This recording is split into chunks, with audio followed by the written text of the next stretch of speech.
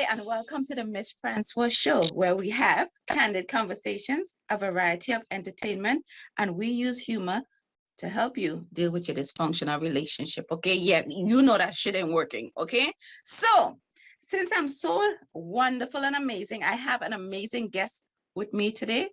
Hopefully, I pronounced her name correctly. I should have asked her that before. I don't care. Her name is Cora Boyd. She's a love expert, a creative entrepreneur. She decodes the matter of the heart and sets the stage for all of us to strive in love and life. You know, with that amazing intro, it must be a bunch of bullshit, but we go figure that out, okay? Don't worry, I'm here to help you. So, hello, Cora. Hello, thank you for having me, and hello, viewers. I know you should be. I mean, you know, you're trying to think you're matching with me. I don't like competition, okay? But it's okay. I'll let you slide today. So, Cora, with all that wonderful introduction, I thought, let me get in your business because people always in the relationship with coaching somebody have the time they don't have a man. Do you have a man? I have a man. Yes. Is that Benjamin? Or you traded him for someone else already? It's okay. Benjamin. Yes, you did. So you still shacking up with Benjamin, or you're married, planning to have kids? Let's hear something, because you can't be telling me how to do my relationships and you and doing yours too good. So tell me something. Yeah, well, we are shacking up for sure. Shacking up and heading in that direction. And yeah, it's definitely the best relationship I've ever been in. And that comes from a lot of personal work I've done with myself, and just very much like living what I teach, which is not always easy. It's not like relationships are challenging. So it's good to have spaces like this to talk about it, to talk candidly. Okay, so with that, Benjamin, if you're listening, she ready for the ring basically, because you're kind of wasting her time. Shacking up is okay, but it's time to put the ring on it, okay? Can't have the girl out here looking crazy. So with that said, I read that you have lived in over like 7 countries or something like that, from Mexico to Ireland to Argentina. So I am most likely thinking you're wanted or you're a criminal or something. So who are you running from, Cora?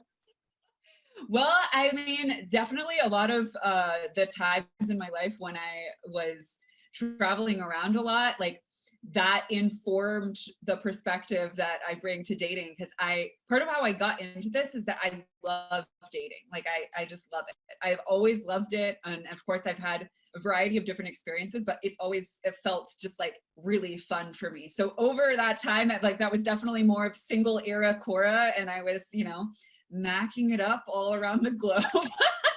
Just to be totally honest. So lots of fun, enchanting experiences with men. Okay, I was hoping you was most wanted or something so I could get some money, but you're no help to me.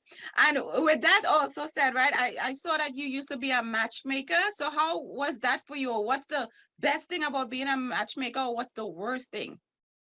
Yeah, so I was a matchmaker for 2 years. The best thing for me about it was getting like this VIP backstage access into so many people's love lives, and just like hearing all kinds of things. So there was a lot of learning for me in that, and a lot of kind of like direct market research, and like honestly also a lot of entertainment in that, where I was like, oh my God, I'm in the loop on all of these people and all of these happenings. So that was the best part for me. And the worst part, I would say, the reason why I transitioned to coaching was just that I was seeing that it depended on the person, of course, but I was seeing a lot of the mindset that people were coming to matchmaking with was more to kind of outsource, when really, like you talk about here, like what you're doing, what creates change and what invites in more connection is that our personal development work, our inner work. So I transitioned to coaching because I saw so much more to coaching, and I also create educational content. I just saw so much more. Okay, so what I heard was they wasn't paying her enough, right? So she said, let me start my own business because coaching going to pay me more money, and I could still help people learn to love and go on with their life and relationships. Thank you, Cora, for thank you for the truth. So with that, I believe you said you started your business in 2018? Yeah. That's awesome. So people, she making like six figures and stuff. If Benjamin don't want her, I think she's my type. I'm just saying, okay? I really So hope Benjamin listens to this. I'll have to send him the recording. so with that said, right? But you started your own coaching business. I saw that you basically started with men. Why? Because Yeah. most people be like, you're a woman, or what do you know about helping men find love or Yeah. connect with women? Like, who do you think you are? Well, Cora fucking Boyd is who I am. So really what I saw when I was matchmaking and I was talking to all these people, was when I was talking to men, I saw this, this need to understand, and this need and this desire from men to understand and to develop skills in connecting with women. And then I was seeing how at that point it's shifted and evolved since then, but at that point most of the support that was available for men was the pickup artist world. So it which is more you know, it's a nuanced thing, but generally speaking it's more manipulation based. So it wasn't actually helping them get the connection and the intimacy that they wanted. So I was also seeing how it was the landscape. It was a lot of men telling men what women want. Yeah. So it's like, okay, I'm gonna come in here and Yeah, because bring I'm a in a woman. different I could tell dynamic. you what women want. Okay. Exactly. A man can't necessarily tell you what women want. Because I was like, I could have saved you all a headache and be like, man ain't too smart. And I fixed all of that. But you obviously think they're, you know, they need some help and you're willing to help them, right? But I know you said you also transition into helping women also. And I see you mentioned like the millennials, because I'm Mhm. like, Jesus, I feel like the millennials are like old now. Like before they, and a few years ago, I felt like they were the young ones, but I'm like, they kind of old. So how did you even transition? Because the women were paying more, right? So you're like, let me transition from men to women or both? Both. Yeah. So basically, I coached only men for 2 years. And then through that, I really came to understand men myself in a much deeper way. Mm. And then I realized how much, as much as men misunderstand women or, you know, don't really know how to connect with women, women don't always know how to connect with men or understand men either. So, and I realized that too, because I was running this program where a group program where I would take cohorts of men through this educational experience. And then I just saw how hetero dating, it's, you know, man woman interaction, so much of the disconnect and the dysfunction actually comes from men not understanding women and women not understanding men, because we're having different experiences in the world. So I wanted to bring that perspective that I've gotten from working so closely with men and really coming to understand them in a deeper way to help women do that too. And when you're coaching, do you find it difficult? Which one is more difficult to coach, the man or the woman?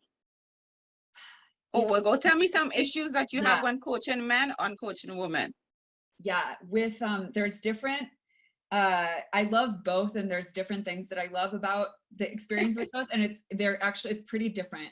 So of course we're all human. There's things, you know, we all have in common. I would say in work with men, there is sometimes more ego to navigate. Um, Like, I'm a man, I know you don't gotta tell me kind of thing, or what? yeah, exactly. So, and not so much with the men that I work with, because they, you know, they've come to a point where they're ready and available and eager to learn. But I would say that's more of a theme. If we're talking themes, that's more of a theme. um and For women, I think that something that I help them to kind of shift out of is like over processing, a lot of Oh my over. God, yes. You're so Yeah. right. And just simplifying and helping them to understand that like the guy is not over processing in the same way, and really like teaching them how teaching them both to just like speak to each other in a way that actually is effective. Wow, you're good. Cause yeah, I be over processing everything. Okay. So one of the things that I saw even on your profile, like you're like a love fairy, it has to do like with flirting. So are you like amazing at flirting? That's how you got yourself a Benjamin? Or why it is flirting is such a big deal? Yeah. Or why are you so good at So it? why am I so good at it? I'm just a huge flirt. I am a huge flirt. I flirt with everyone. I'm flirting with you right now. You're doing a good job. Thank you. Thank you. So yeah, it's really something that the way that I see flirting, it's really an approach to life. It's a way to engage with people in a playful way, right? Like you do very well. It's inviting people to play and go Okay. off script and kind of like go into a little bit of an edgy territory, right? So that's something that I've always enjoyed and that I've always thrived in. And that's also the thing that in dating, what like flirting is it's the art of expressing and creating attraction. So when you learn to flirt, you have so much more agency in when you meet someone, because you know how to, like, in an interaction, express interest and then read the feedback of are they reciprocating, are they picking up what you're putting down. That is literally flirting, is knowing how to create the vibe. So I put a big emphasis on flirting, number one, because it's fun. And I think that what is really helpful for a lot of people is bringing more levity to dating, which, you know, you're doing too, but bringing humor to the whole process. Because, you know, it's real shit, and sometimes we get hurt, and like, that's real, it's real vulnerability. And also, like, it gets to be enjoyable. It gets to be enjoyable. So I put a strong emphasis on flirting, because I've seen it be the thing that it like creates the biggest difference and the most confidence in someone, is when they really like feel confident in their ability to create attraction and create a vibe with someone. And also because it brings pleasure and fun and playfulness to the whole process of dating. Well, with that said, we're going to take a quick break. And when we come back, she's going to show us exactly what kind of flirting she's doing. If you have to bat your eyes, if you have to show some titties, some butt, or laugh and giggle at a joke that's really boring. So she's going to explain that to us, okay? Because I know I got mad skills. I could teach you all a few things, okay? But Cora is the expert. So come on right back.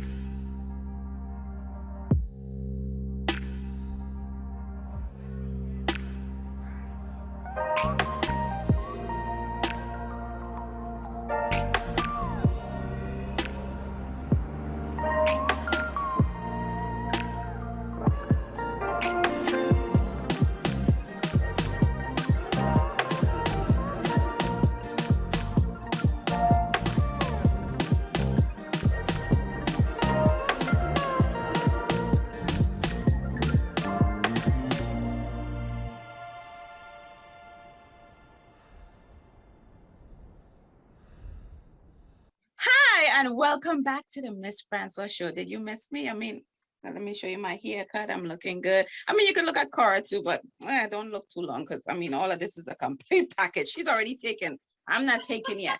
Okay, but this lady, Miss Cora Boyd, she has a six-figure business. Okay, she has over 32,000 audience members that she helped to find love and create some meaningful relationships. So we want to hear what she has to say. And we left a few seconds ago, she talking about flirting, how good she was. She was flirting with me, and I was like, hey. So, Cora, tell me exactly, or show me some techniques of how to flirt. So I want to make sure I have it good, so I could find me a man soon. Absolutely. So, as I was saying before, really, the foundation of flirting is it's playfulness. It's inviting someone to go into a dynamic with you that's like off, the way that I describe it is it's off script. It's you're engaged, you're intrigued, you're curious, because you don't really know where the dynamic is going, and you're co-creating it. So it's like an improvisation that you do together. And there are 4 core energies that I teach around flirting. Power. So that's kind of like this lean back energy, right? Because there are different energies. There are different ways we can flirt. I have a whole training called Find Your Flirting Flavor. So I always like to emphasize that too. It's like, it's an expression, it's an art form. It's like, we all have our own ways that we flirt and different dynamics that we have with different people. So the power is it's the confidence. It's kind of the lean back energy. It's the saying something really direct, like, well, I find you really attractive. You're a wonderful woman. And then just letting the confidence of just letting that hang in the air. like the power of just like saying something really direct, which creates a little bit of discomfort, and then holding the discomfort and like letting the awkwardness be there. So there's flirtation from the energy of power, which is the directness.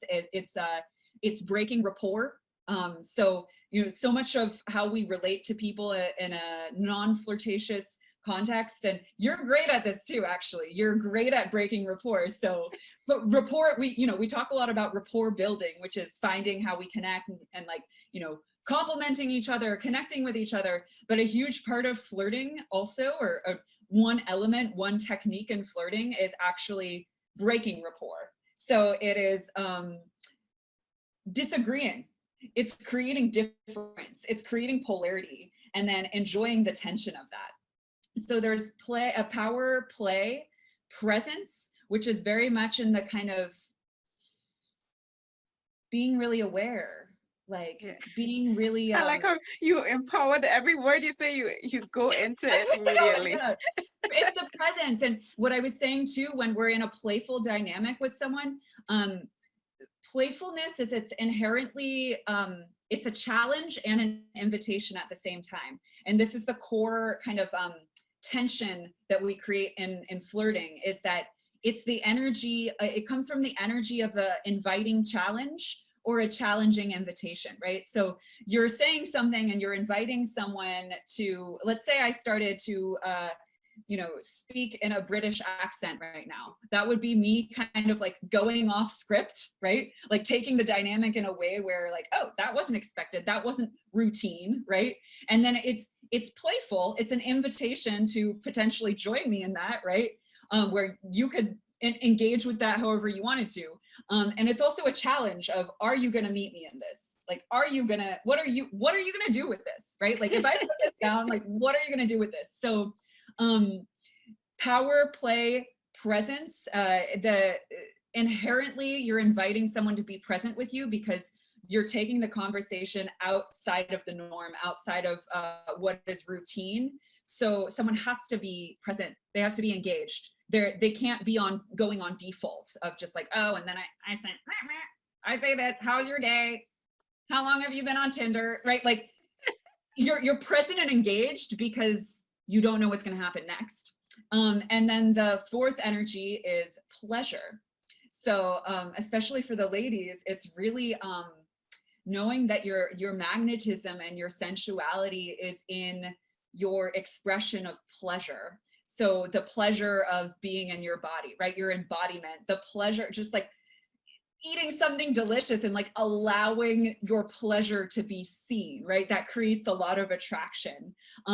It's bringing that energy of pleasure into it. So the power, play, presence, and pleasure, all of it within this context of evoking this energy of a challenging invitation and an inviting challenge. So one thing I heard you say, well, it's all P's and it's all have to do with energy, right? Yeah. The energy that you're giving off. So my thing is, like, a lot of people concern is, okay, I do one of these four P's or one of them, all right? But what about the feedback, or how do you take the feedback? Some is positive, some is not so positive. How do you deal with that? Yeah. So the best way to read feedback, it's really watching, okay, like what is someone's body language? When I say this thing, or I say this thing that's potentially like a little bit edgy or playful or like unexpected, how do they engage with that, right? Are they picking up what I'm putting down? If I say this, are they saying yes and, just like in improvisation, right? Are they yes anding me? Are they engaging? Are they flirting back? And the best way to gauge whether someone's interested is to express interest, because then you can see how they engage with that. So the way that I think about it and how I see it happen in dating sometimes is it's almost like, you know, it's a risk to express interest. It's a risk. You don't know entirely. And that's the whole energy of flirting too, is it's you know, we say things like, I'm flirting with this idea, like I'm flirting with this possibility. Like that's what flirting is functionally. It's to express interest, it's to create interest, and it's to have fun. And it is to explore possibility together, to play in the realm of So possibility. you making all this sound nice, but then I say no, I'm not interested. Then Uh-huh. then the other person started to cry. So my thing is, no, you're kind of ugly. No, let me look away. I'm not giving you the same energy. Yeah. How do you bounce back from that? Yeah. After you learn all these things, I'm here putting myself out there, and then I got shut down 2-3 times. Yeah. So basically, what I invite people, especially men, but all people, is when you're flirting, start friendly. Just start friendly and playful. And then if you're getting reciprocation on that, if they're picking up what you're putting down and you're picking it up, Then right? go Like, further. If then not, go further. Right. But just you put don't your tail between your legs and walk away. right. And if they're not engaging, it's just zooming out and learning not to take it so personally, because you just have no idea what's going on with them. You have no idea. They might be in a relationship. They might have recently gone through a breakup. They might, not be into women. They might, I know, I'm not gonna say that. right. They might be in a bad mood. You have no idea. So it's just zooming out and like training your mind to drop the kind of zero sum mentality of like, oh, it's either going to be a roaring success or a humiliating failure, and to really just flirt with everyone, like integrate it into your way of being, of just being friendly and playful, and recognizing that not everyone's going to engage or want to or be available for that, and it actually has nothing to do with you most of the time. So it's really a mindset thing.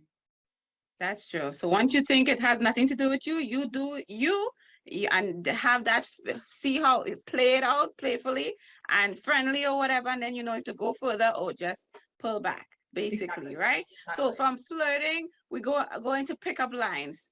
So while you're flirting, is that part of it, like adding a pickup line, or should men be using pickup lines anymore? Because some of them is really bad.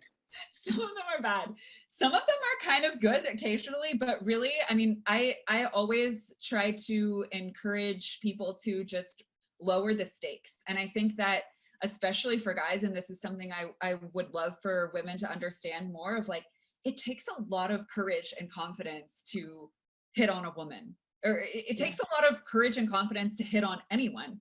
I think one thing that stands out for me, like during the whole process, is how much pressure we put on ourselves. Like, I gotta say this right, I gotta make sure it comes out right, I gotta look right, I gotta, so it is a lot of pressure. It's more like just be yourself, relax, and honestly, at the end of the day, have a conversation, Yeah. But it's amazing. Yeah. So one thing, since after COVID and all this stuff, a lot of stuff is Zoom and online. What advice do you have for people, for men or women, when you do like a dating profile, since that's like the biggest thing now? Everyone has a dating profile. Yeah.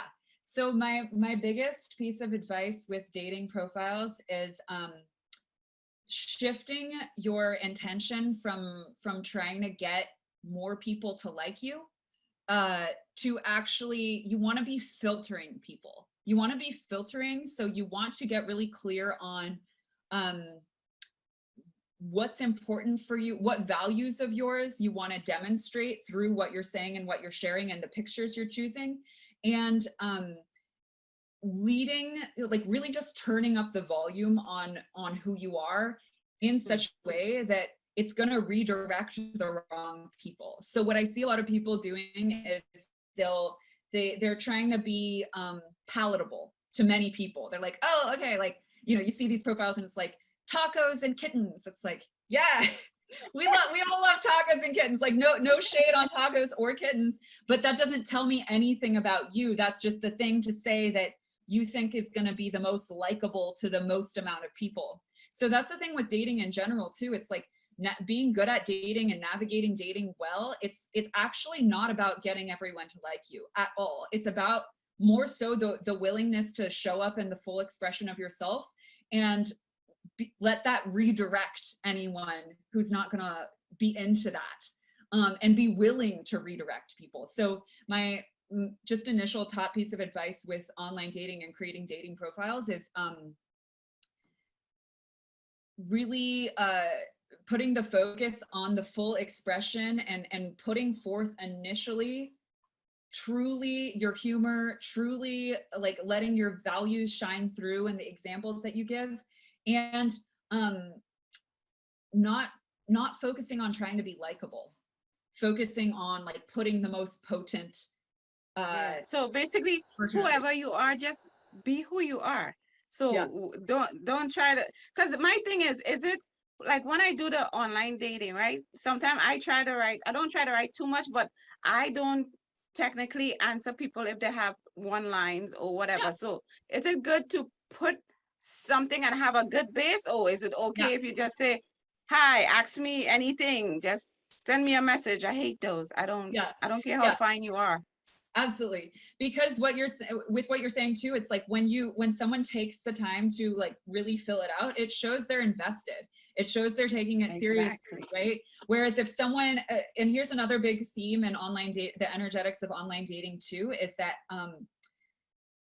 we need to remember that just like we're swiping through so many faces, like you're there in the context of all these other people. So it's a platform, like it or not, and you know, there are benefits to this, there are also a lot of detriments to this, but like it's a platform built for convenience. So if you're asking people to do something before they're invested in, before they have even any sense of intrigue around who you are and what and wanting to get to know you, they're not going to do it because you're asking them to work essentially before they're even intrigued. So that's another, definitely a suggestion too, is like really, you know, take some time and fill it out, because it shows that you're invested, and it also gives people the opportunity to be intrigued by you, because they, you know, they don't know anything about you based on just one picture and you saying, ask me anything. It's like they don't even have any foundation to ask you.